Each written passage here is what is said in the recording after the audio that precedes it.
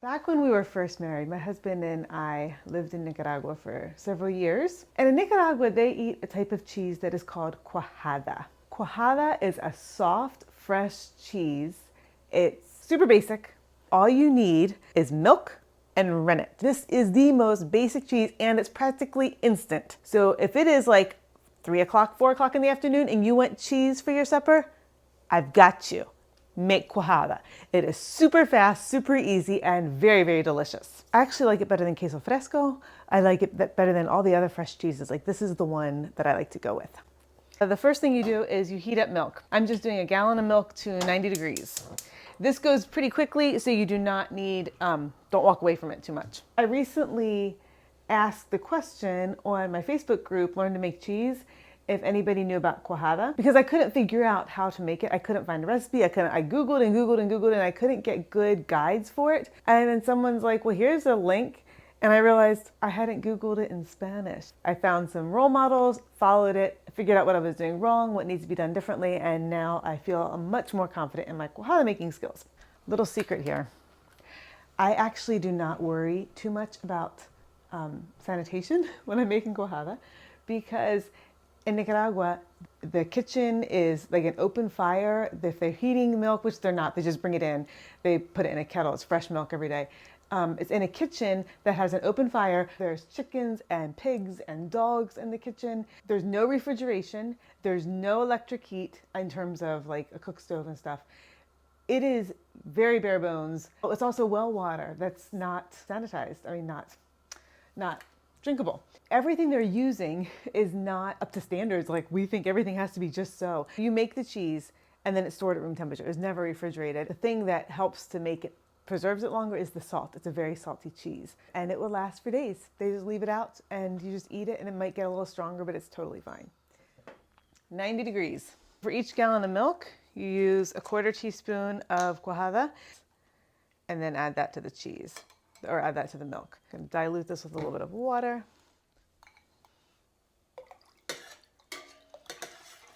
And stir it in. What they do in Nicaragua is when they're stirring things, they often don't have spoons, or at least the women where I was working. So they would take their bowl, they had mixed their rennet in, and they would just pour it in, and then they would like spoon and pour with the bowl, and that's how they mixed things up. In the one video I saw, they just left the bowl sit on top and floating, and then when it was set and stopped moving, you know your rennet's set. I mean, you know your curd is set. The rennet has worked and set your cheese up. So I'm just gonna set this lid in on top of the milk, like that.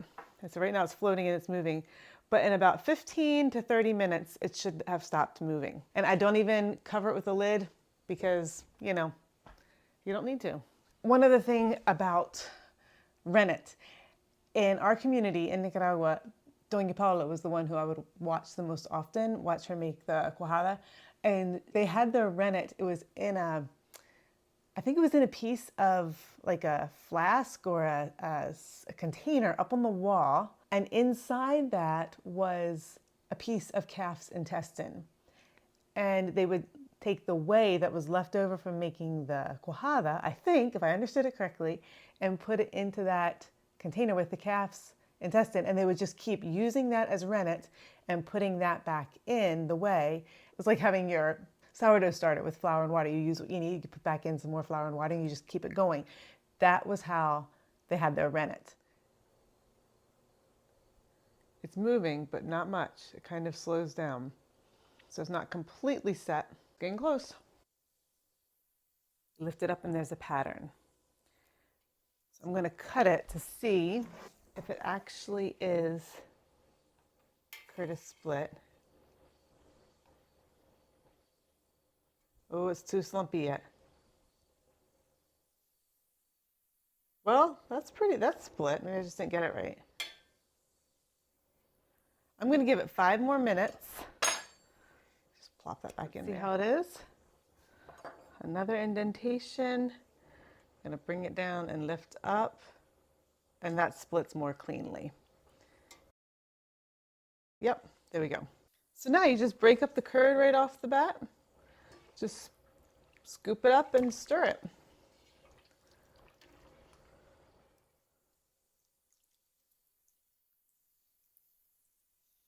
And now it's all stirred up. So it's just like that. What are you going to call that? Chunky milk, I guess. I'm going to add some water. I'm not sure why, but I'm assuming that the reason is washing the curds.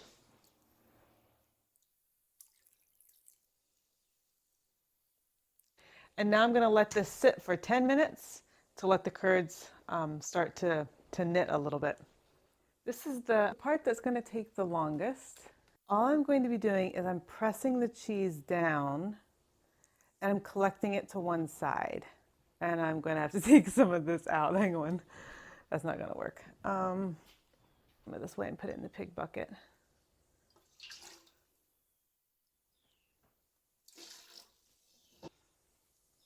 So now I'm just pushing down, slowly pressing. I don't even feel the curds, but I know they're there. And I don't want to feel them moving around too much. I don't want to feel them hitting against my hands because that means I'm disturbing them. So I'm just pressing. And now my fingers are at the bottom corner and I'm tucking them under and I'm kind of slowly pulling them toward me. You can see the cheese coming up between my hands there, between my arms. So I know I'm moving it. And I'm just going to hold it. Just doing this very gently. Doing it again. Hold them to the sides. Pulling it towards myself and lifting. The thing is pressing the cheese in the way by hand. Condensing it as I go along. You don't want to go too fast because then it will break up. I'm going to swivel the cheese very gently till it's halfway around, 180 degrees. And I'm going to work from the other side, slowly going down and just holding it. I have seen videos where people scoop it into a colander and press on it.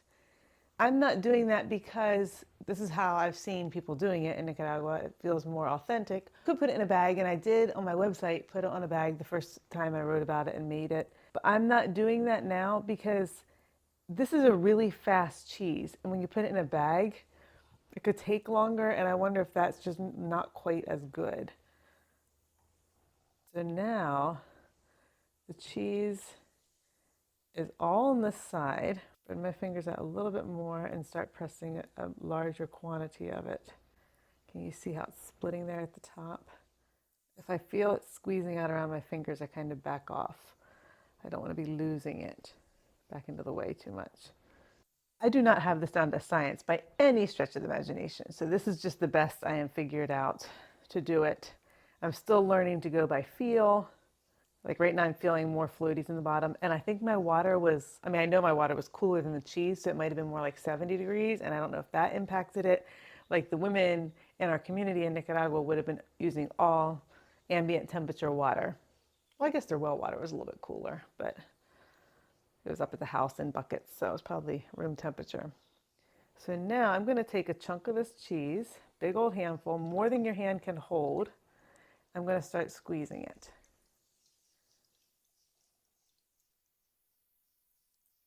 Gently pressing.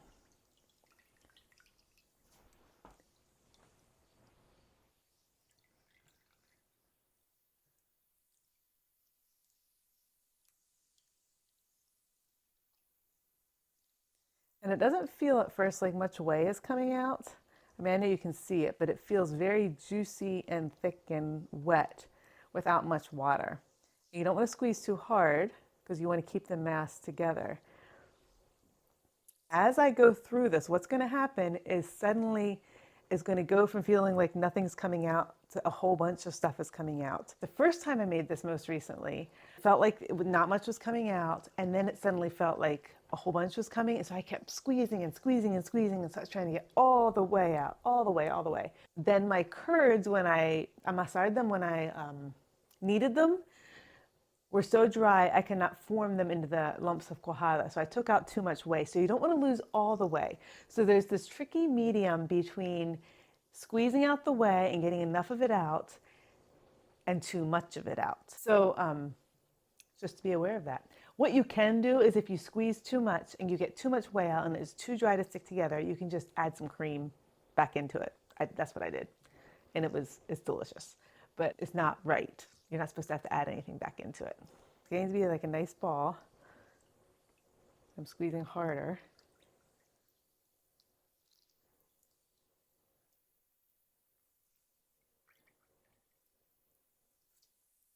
And now, see, it feels like a lot more whey is coming out. It's more productive squeezing. And I don't want to go too much at this point. I haven't quite figured this out. I wonder, like right there, I think that's enough. It's feeling a little bit dry, but it's still juicy or squishy in this inside. And what I had done before is I just kept squeezing and squeezing and squeezing, and more came out. But I don't want to do all that. So I'm going to put this in this pan, and I'm going to be doing a whole bunch of these, and then they're going to get kneaded together. So we'll see if some of them are drier than others. I think it should come out even as I go along. This is a good thing to do if you have company over. You want to just make cheese and visit. All you do is just stand here and squeeze. Not much else to do. So now it's kind of formed and it's holding together. It's cohesive. So that's good.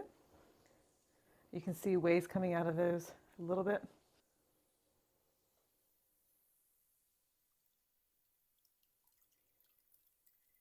This cheese is also high yielding. You get an awful lot of cheese. So if you want to stretch your cheese or you have a lot of mouths to feed, this is the one to go with. Oh.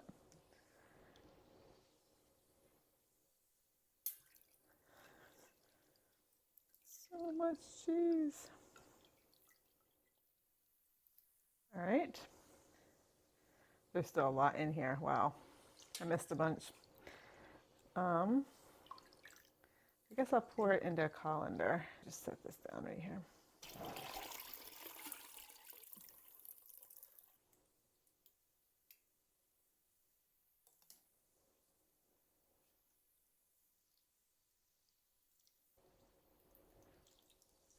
Okay, now comes the fun part. Doña Paula and all the other women did not have kitchen counters. They would just have a slab of wood, a long slab, like yay thick, and I mean yay wide and yay thick, and that's their counter. That's what they would work on. They might dump this cheese into a plastic tub and work with it there, but often they work directly on the wood surface or directly on their on a stump of some sort, a piece of wood, some type of slab of wood. So that's what I'm going to do. I'm going to pretend that I'm in Nicaragua. Put some salt down, however much you think you're going to need, like, oh, a tablespoon maybe? I don't know. And you just start mashing this. Oh, they would also do this on their molinos, what they use to grind the masa for the tortillas.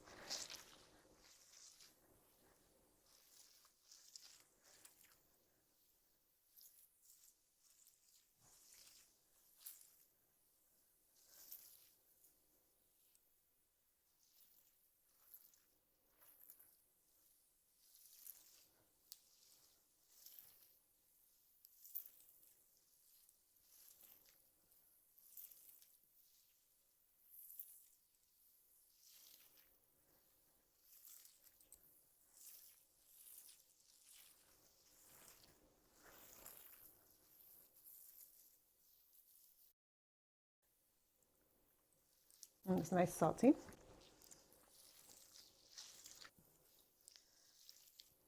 It's a fun cheese to make, and if you have kids, it's a great one to learn. It's really hands-on and it's not tricky. There's only a little bit of milk, so you know, if things go bad, well, you don't really lose that much.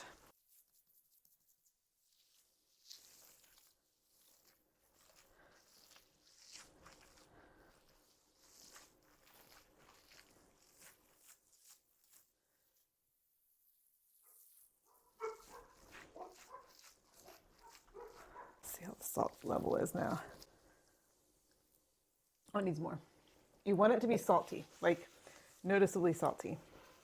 This is part of the preservation. It's also the spice that you add because you eat it with beans, and beans are notoriously bland.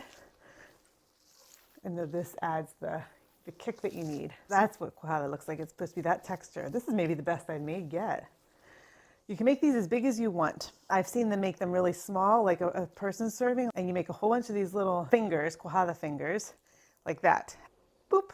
And then you serve one with your plate of food. Or you can make bigger ones. This is what I normally do. And then we just slice it off and eat it with beans. It's like that. And then they always put a thumb right there. I'm not sure why. I also see that when they knead it, they often pick up, like use it like Play-Doh to scoop up the rest of it, and I can't do that. So mine must not be quite the right consistency, but it's close.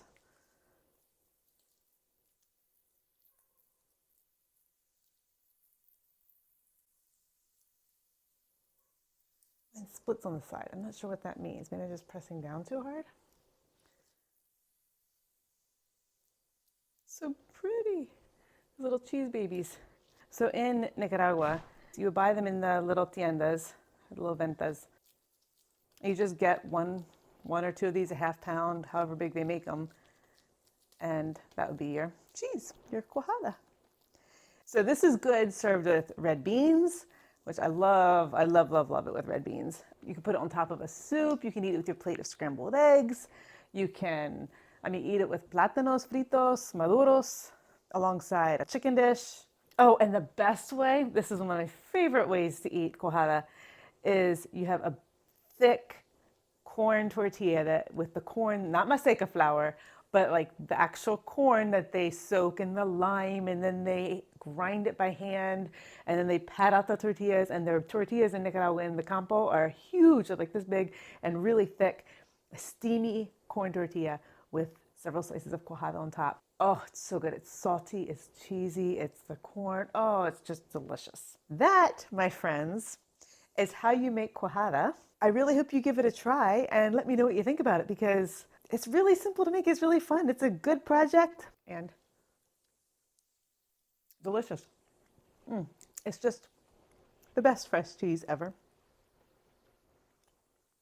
Salty, creamy. And this was skimmed milk, by the way.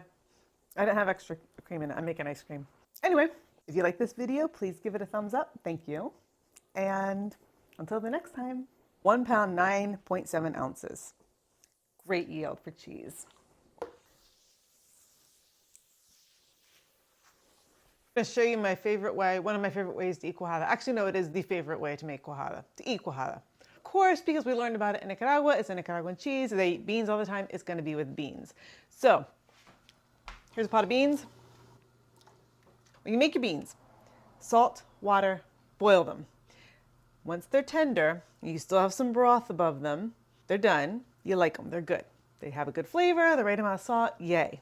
Then here's the trick. You leave the kettle on the stove. You don't even put the beans in the fridge. Each day you have them out. You bring them to the boil at least once. Anytime you eat them, you boil them afterwards and leave them on the stove.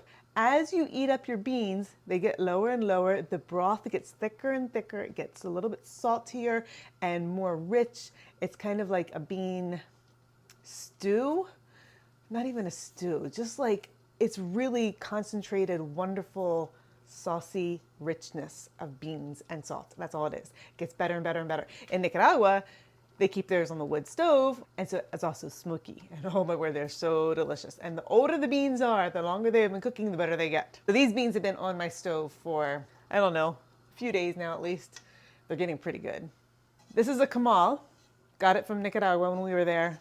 They often use like the lids of garbage can lids, metal lids or whatever, and that's what they do the tortillas on. You know how you tell if your skillet's hot enough? If it fizzles, which just fizzled, it's ready. In Nicaragua, we would never have flour tortillas. It would always be corn tortillas. They'd be this size though, just about.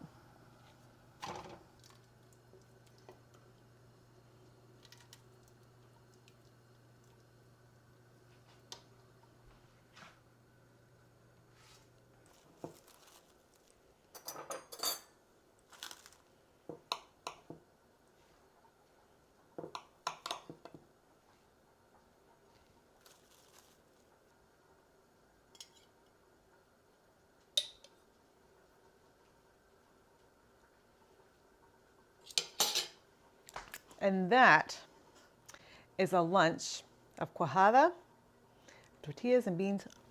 It's so good.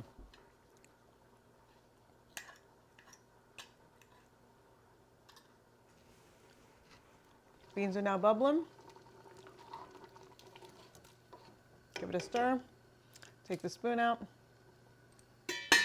Put a lid on, and they're done.